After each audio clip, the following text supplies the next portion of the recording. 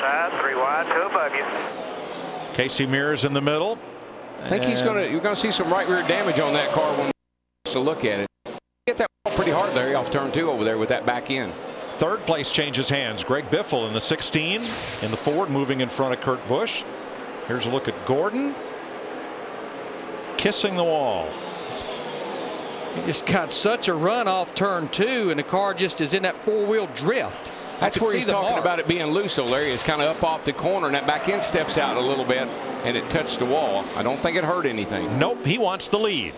All the way, all 4 wheels below that white line on the apron. Let's see if he can win the drag race down this front straightaway going into turn 1. His car has been getting into the corner really nice. And Jeff Gordon leads a lap. It's the first lap he has led today. I want you to look at that side by side. Remember, we've already seen over 200 miles per hour going off into turn 1. Darrell, I don't see a whole lot of teammate cooperation here, do you? No, Jeff will be the first to tell you, we race each other just like we are not teammates. We don't expect each other to give us anything. That's how we race each other. Both cars prepared in the same shop, the 24 and the 48 at Hendrick Motorsports, while Mark Martin's number 5 and Dale Jr.'s 88 are prepared in a separate shop in the same complex. They're in Concord, North Carolina. Yeah, Mark Martin in that 5 car, we see him right there. He's really not moved back, but he's not moved ahead. He started back in the 18th position. Now he's getting a little pressure from David Ruderman in at 00. This would be a battle for 13th. You won't hear from Mark until late. All 5 of the Roush Fenway cars have made their way into the top 10.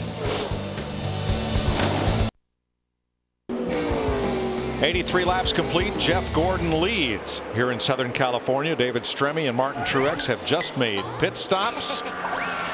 Next week, Digger and all the rest of the NASCAR on Fox crew will head to Las Vegas.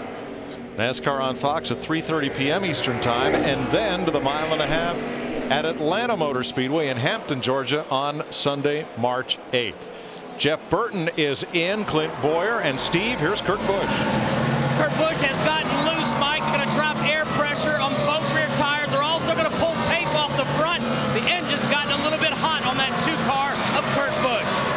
Casey Kane, Eric Almirola coming in, and Sam Hornish on this lap as we move into a round of green flag pit stops. Ryan Newman is in. A rather lengthy stop on the 2, but I think he's all right. It must be that tape they're getting off. Elliott Sadler on pit road, and here comes Jimmy Johnson. These should be all 4 tire stops. Jimmy Johnson's coming your way, Matt. And Jimmy's biggest complaint, Larry Mack, was the car was just too tight, especially it slides to a stop, especially on entry into 3, chassis adjustment. Expecting to see how much brake they're using as the brake dust came off those wheels. As Mike Lingerfeld goes ahead and lugs on that left front. Jimmy said it was also tight at both ends, but following his teammate Jeff Gordon, it helped him figure out what he might need to do later in turns 3 and 4. The 29 of Harvick is in. His car is extremely tight as well. Dale Jr. is in. Tony Stewart's been in and out. So is Jamie McMurray. Dick. And Jeff Gordon is on his way in as well. The car has been loose, particularly coming off the corners, but they're going to leave it exactly the way it is. Just fire 4 tires at it, put fuel in it. They're not going to change the chassis at all. He's got a fast car. Christoph. David Reagan says his car's a little too free on entry, tight off. David Reagan taking 4 tires on this stop.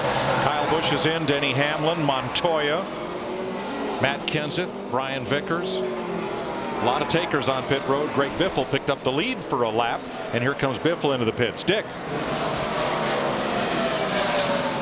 Now Kyle Busch is into the pits, and there is steam coming out of the right side of his car. He has not been happy with the performance of this car at all. Steve. Dick, Greg Biffle says I've gotten loose when I get on the gas at both ends of this racetrack. Tighten me up. So they're going to make 1 round in the left rear for the 16, Dick. Carl Edwards will be next to pit. They made a lot of changes to this car this morning. They didn't like the way it behaved in practice. They didn't know what they were going to have, but Carl has been very happy with the behavior of the car on the radio. It'll be 4 tires and fuel. has been the case with everybody. Carl momentarily stalled the engine, wrench in the back to adjust the chassis as well. A nice pit stop underway. Nice and clean. Edwards is gone. Waltrip, Allmendinger, Logano, and Speed among those on pit road as we cycle through green flag pit stops at lap 87. Yeah, you give up so much on old tires versus new tires. Once one or two cars started hitting pit road, you couldn't afford to stay out there because it's about 2 seconds that you'll gain with new tires. I think it'll be interesting to see how this 48 car reacts to the adjustments in the tires. Looked like he had it timed just right to me, Mike. He had a car that was given up right at the end of the run, right when was time to pit, which that'd be that's a good way to have your car set up. And the battle is rejoined. Kurt Busch on the outside. Jimmy Johnson, native of El Cajon, California, made a trip back to his old stomping grounds this week. He has a car dealership with Rick Hendrick in Kearney Mesa, suburb of San Diego, and visited the old neighborhood and got to see some folks. Another thing we know about that 24 car there that's in the middle of your screen, he likes to be out front. There's probably not another driver out there, another car out there that wants clean air all the time. It's not an environmental thing. No, it isn't. It's all that downforce on the front of the car. Jeff Gordon has gone back to the lead, coming up on 90 laps complete.